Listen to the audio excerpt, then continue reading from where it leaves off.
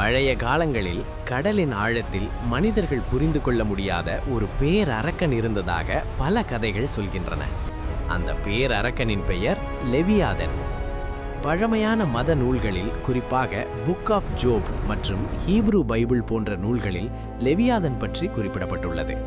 அது ஒரு மிகப்பெரிய கடல் பாம்பு அல்லது டிராகன் போன்ற உருவம் கொண்டதாக வர்ணிக்கப்படுகிறது. அதன் உடல் இரும்பு போல பலமாகவும் அதன் தோல் எந்த ஆயுதத்தாலும் குத்த முடியாததாகவும் கூறப்படுகிறது.